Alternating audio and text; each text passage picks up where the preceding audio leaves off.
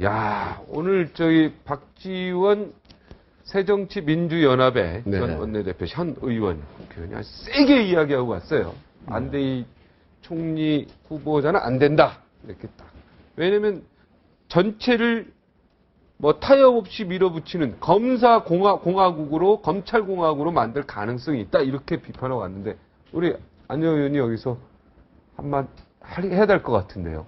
글쎄 뭐 우리 박지원 의원님께서는 또 그렇게 생각하실 수도 있겠지요. 고향이 목포시죠, 참. 네, 고향 네. 선배님이시니까. 네네. 네. 뭐 또 야당이니까. 네네. 야당은 또 그렇게 의뢰 이야기하는 겁니다. 뭐 네. 야당이 대통령 했는데 잘했다 박수 칠 일은 거의 없지요.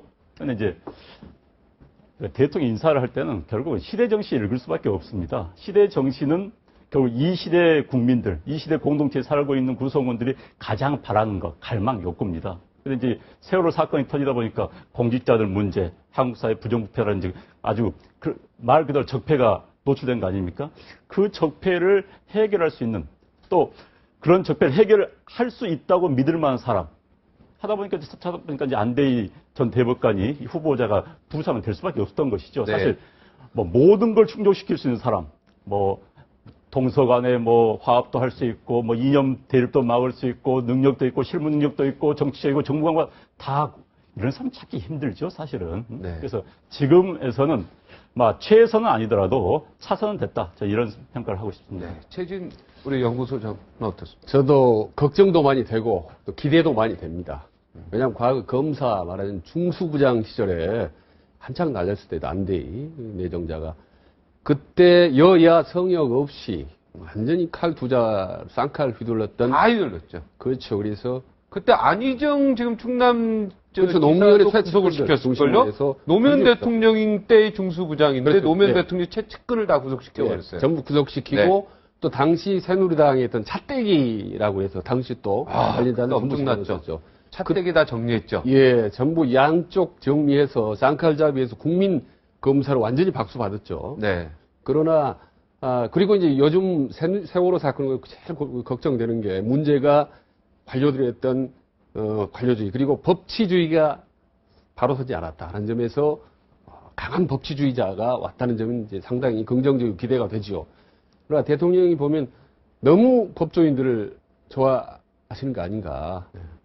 너무나 당부터 시작해서 황교 대표도 법조인이었죠. 네. 판사 출신이고. 네. 그다음 청와대 김기춘 비서실장까지 해서 검사고요. 그래서 인수위 원장도 전에 이제 판사 출신이요. 예, 판사 출신이었고 그리고 또 누가 있습니까?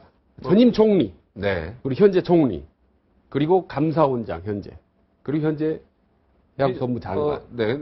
이걸 쭉 보면 한 열댓 명 되는데. 일단 총리도 또 검사 출신이고, 예, 어찌됐든. 비서실장도 지금 유임됐으니까 검사 출신이고요. 그게 하나는 더 말씀드리면. 네. 예서 좀 줄줄이 이주영 해양사부 장관도 판사 출신이고요. 예. 근데 이게 왜 저런 게. 감사원장 법무부 장관은 법무부 장관이야 당연히 이제 출신인데, 방송통신위원장 여성가족부 장관. 네. 박근혜 대통령이요. 법조인 약간 좀 출신입니다. 네. 법조인 스타일입니다. 리더십 스타일 자체가. 법조인 스타일이라. 법조인 스타일은 어떤 검사 겁니까? 스타일. 아주 원칙주의고, 칼 같고, 규범적인 틀 안에 확실하게 상명하복의 지시를 따르는 거예요. 네. 그러니까 박근혜 대통령 리더십 스타일 자체가 법조인 스타일이기 때문에 상당히 좀 코드가 통하고, 일하기가 쉽고, 또 국정을 안정적으로 이끌어 나갈 수 있다는 그런 여러 가지 장점이 있다고 판단을 한 거죠. 네. 근데 이게 이제 너무 지나치게 많으면 네. 답답하고 또 다른 권위주의로 갈 수가 있기 때문에 적절하게 정치가 형들을 좀 이렇게 배합해야 된다는 점이 좀 아쉬운 부분이죠. 아까 또 이제 비서실장, 총리, 민정수석, 검찰총장이 전부 PK다. 네. 이게 좀 지역 안배가 돼야 되는 거 아니냐. 좀 이런 이야기도 있어요. 물론 앞으로 이제 또 개각이 더 이루어지겠지만 대통령 이 부분도 좀 신경을 써야 되지 않겠냐. 전부 다 PK다. 뭐 이런.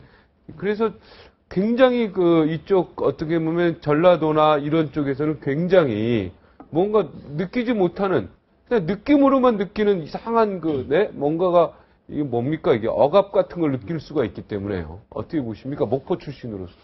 사실 인사는 굉장히 정치적 행위입니다. 네. 그런데 이제 인사를 통해서 이 정부가 지향점을 보여줄 수가 있는 거거든요. 네. 그런데 이제 저도 PK 출신이 많다는 건 이거 보니까 그전 생각을 못 했는데 안대 후보자와 관련돼서 이제 이번 명단을 보니까 많더라고요. 그건 이제 인재풀이 그런 게 기본적으로 있습니다.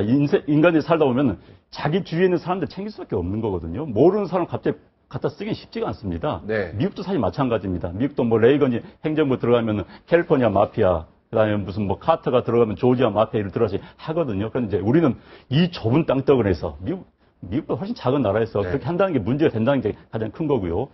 그다음에 이제 인재풀을 넓혀야 된다는 거. 사실 그건 진짜 저도 뭐 고언을 드리고 싶습니다. 네. 이제 이 검찰 출신들이 많다.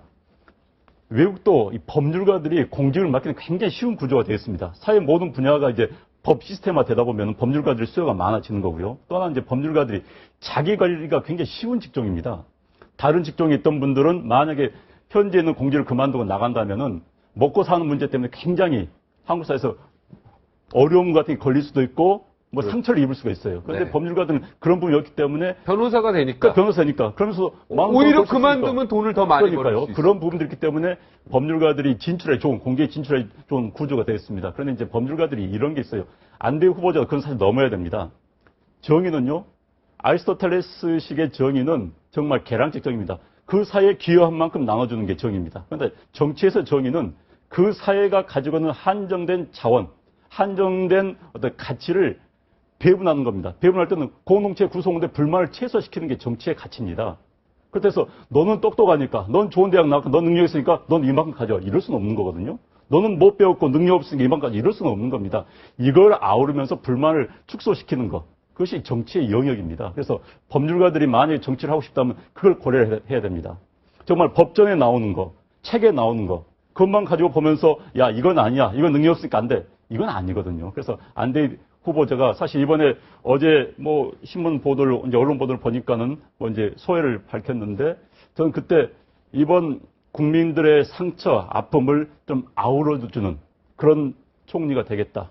정말 한국 사회가 이제는 한번 도약하겠는데 같이 따뜻하고 어깨동무하고 가는 총리가 되겠다는 말씀 참 좋았을 거라는 생각이 들었습니다. 물론 법과 원칙을 강조하되, 근데 그게 없이 이제 법과 원칙에 따라 사겠다니까는 굉장히 좀 딱딱하구나. 그렇지 네. 않아도 지금 경직된 사회 지금 굉장히 경직돼 있지 않습니까? 모두가 지금 움츠려 들고 모두가 지금 사실 정말 기가 빠진 그런 상황인데 그런 말 해줬으면 좋았겠다는 그런 생각이 들었었거든요. 그래서 안대 이제 후보자가 이제 총리가 된다면 역할 수행하는 과정에서 그런 일을 좀 해줬으면 하는 그런 바람을 가지고 있습니다. 네, 대법관 거치고 또 변호사 거치고 또 이번에 정치쇄신위원장 여러 가지를 거치면서 굉장히 부드러워지시고 네. 뭔가 국민 화합형으로 좀 뭐 굉장히 어떤 기대가 높기 때문에 한번 기대를 해봐도 될 것 같다는 생각이 PK 얘기 하나 더 해야 네. 되는데 사실 조금 전에 박지원 비서실장이 있었고 네. 그러니까 당시에도 청와대 라인에 있었지만은 비서실장을 중심으로 중요한 핵심적인 사정 라인이 권력기관이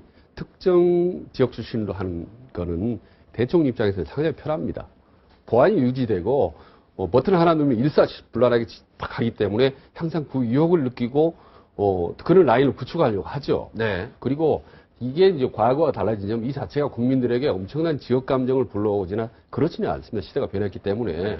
다만 이게 공직사회 내부에 있지 않습니까? 어느 한쪽의 특정 라인이 형성이 되면 마피아가 형성이 되면 그 외에 기타 다른 지역이나 다른 라인의 마피아들 공직자들이 사기가 떨어지거든요. 만약에.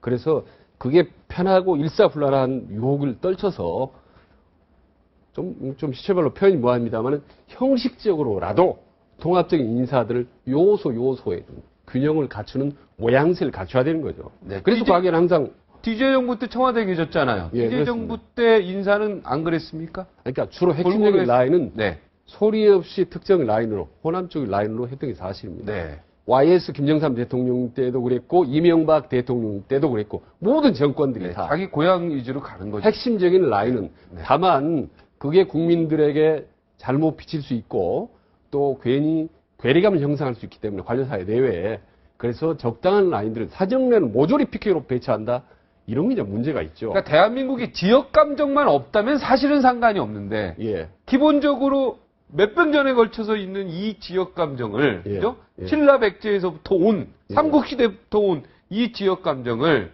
어떻게 해소하지 못하는 상황에서 이게 좀 벌어지고 그렇죠. 있는 그게 거 아니에요? 국민적인 지역 감정은 많이 가라앉았지만 네. 공직사회 내부에는 여전히 남아있기 때문에 적절하게 배치를 해야 네. 국정 운영에 유리하다는 거죠. 너무 치우치면 그 문제가 대한민국이 있죠. 어떻게 미국의 한 주도 안 되는 그냥 굉장히 작은 땅인데 예. 여기서도 또 동서로 나눠지고 뭐 남북으로 나눠지니까 예. 굉장히 아주 답답한 부분이 있어요. 말하자면 불가피하지만 너무 해도 너무한다. 심하면 안 된다는 얘기죠. 네. 사실 뭐 제주도 사람이 훌륭한 사람이 있으면 10명 다 장관 써도 되는 거 아닙니까? 그럴 수도 있죠. 네, 그래도 불구하고 적절하게 배출을 해야 네. 공직사회 그러면 괴리감이 줄어드는 공직사회는 사실 일반직하고 정무직이 있습니다. 네. 정무직은 말 그대로 정무직, 정무적 판단이 요구되는 그런 자리입니다. 네. 어떤 임명자도 사실 정무적인 판단을 하면서 임명할 필요가 있거든요. 장관이라든지 뭐 차관급 이상 같은 경우는. 그러니까 우리 최진 교수님 말씀해 주셨지만은 능력 있다고 다 이쪽 지역을 채운다. 그건 정치가 아닙니다. 그렇죠. 그건 행정입니다. 예. 그건 대통령은 정치하는 자리입니다. 행정하는 자리가 아닙니다. 예. 청와대는 정치와 행정을 동시에 하는 자리입니다. 그런데 그것을 만약 행정만 하고자 한다면은 아니 인사평가에 제일 좋은 사람들 장관 번역하면 끝나는 겁니다. 그렇게 됐을 때 대한민국이 어떻게 되겠습니까? 그건 아니거든요. 아까 말했지만 정의란 것은 아리스토텔레스 정의도 있지만은 정치의 정의란 게 그건 뭐 법을 어기자는 이야기가 아닙니다. 공동체가 함께 가야 되는 거. 공동체가 하나 목적을 향해 갈 때는 공동체 구성원들의 마음을 다독거려야 되거든요. 그 마음을 다독거려 가는 게 정치입니다. 그것을 하기 위해서 정치를 하는 거고 정부적 판단을 하는 것이죠. 인사도 그 원칙에 따라서 하는 것이. 박근혜 네. 대통령은 지금 정치를 굉장히 못하고 있네요, 그러면. 아니 행정은 지금 잘하고 있을지 몰라도. 청와대에 과도한 권력이 집중된 건 맞습니다. 그 어느 때보다도 네. 이게 이제 안대희 대법관이 이제 만약에 이제 통과돼서 네, 한다면 통일된다면 이제 권력 이양이 좀 있을 수밖에 없다고 봅니다. 사실 집권 초기에는 어디나 청와대 권력이 몰리게 마련입니다. 1년 동안 사실 청와대 과거 어느 정부 때 봐도 권력이 몰렸습니다. 이제는 뭐 이제 청와대도 뭐 사실 지금 이 총리실에 뭐 행정혁신처인가요? 이게 들어왔죠. 네, 행정혁신처. 행정혁신처가 사실 인사 조직을 담당하죠. 엄청난 힘을 파워를 가질 수 있는 그럼요, 조직입니다. 인사와 조직을 갖고 있어요. 총리가 거기서 만약에 인사 검증 기능까지만 간직이 된다. 네. 그렇다면 각 부처의 국장급, 예를 들어서 실장급 인사를 만약 영향이 행사한다. 그거 엄청난 것이죠. 예를 들어서. 네. 그렇기 때문에 이제는 역할 분담이 시스템으로 갈 수밖에 없는 그런 단계에 와 있다고 봅니다. 네.